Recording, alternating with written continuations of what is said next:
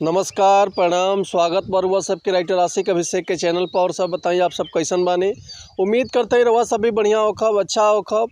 तो रउआ सबन खातिर लेके आ गइल बानी बिल्कुल नया कंपोजिशन, बिल्कुल ब्लास्ट, बिल्कुल हिट हिंदी सॉन्ग लेके आ गइल बानी लेडीज सिंगर खातिर ज़बरदस्त मैटर।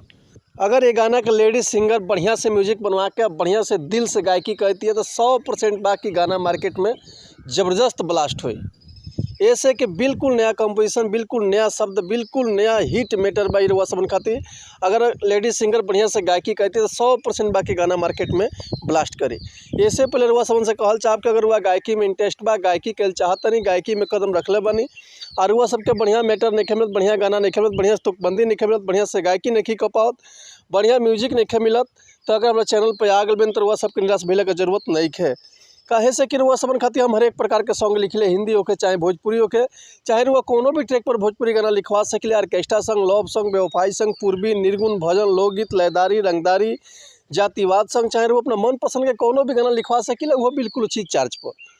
तो ऐसे कहल चाहब कि रउआ अगर चैनल पे आ गए तो चैनल के लाइक करी, सब्सक्राइब कर दी और बेल आइकन प्रेस कर दी ताकि कोनो वीडियो अपलोड करी तो सबसे पहले नोटिफिकेशन रउआ सबन के मिले। चलिए देर ना करते हुए आज के मैटर देखले कैसे बा, काहे कर लय बा, काहे कर धुन बा, रउआ सबन के हम गा के बताओ थे। उम्मीद करती रउआ सबके बेहद पसंद है। ऐसे कि आज के मैटर बिल्कुल धांसू मैटर बा, बिल्कुल ब्लास्ट, बिल्कुल हिट मैटर बा। तो चलिए देखिए गाना कैसे बा। मैं लाडली हूँ अपने पापा का, मुझे कह कर परी बुलाते हैं। कभी गलत कदम ना चलना बेटी, मुझे रोज समझाते हैं। मैं लाडली हूँ अपने पापा का, मुझे कह कर परी बुलाते हैं। कभी गलत कदम ना चलना बेटी, मुझे रोज समझाते हैं। सम्मान पिता का है दिल में, आदर माँ का मैं करती हूँ। लड़की हूँ मैं पढ़ती हूँ, लड़की हूँ मैं पढ़ती हूँ।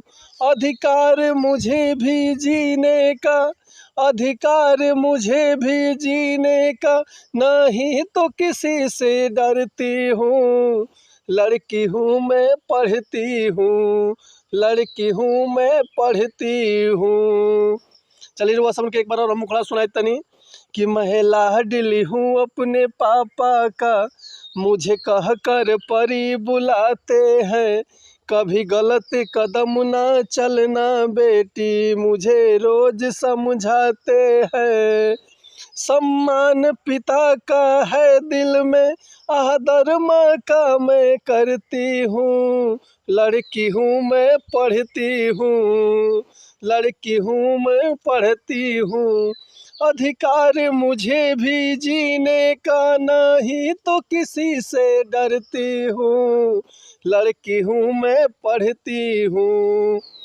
तो उम्मीद करते हैं मैटर हुआ सबके बेहद पसंद आयल बा। अगर ये गाना के रुआ फुल लिखवाल चाहतनी तो डिस्क्रिप्शन में हमारा कॉन्टैक्ट नंबर बा, व्हाट्सअप नंबर पर कॉल कर सकिले, व्हाट्सअप कर सकिले।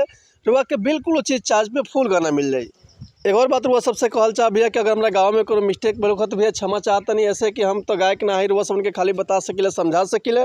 तो चलिए मिलत है नेक्स्ट वीडियो में कुछ नया गाना, कुछ नया धुन, कुछ नया कंपोजिशन लेके। तब तक के लिए रुआ सब सम्मति चाहता नहीं। नमस्कार, प्रणाम, जय हिंद, जय भारत, जय भोजपुरी समाज, हर हर महादेव, जय माता दी, जय शिव शंभो।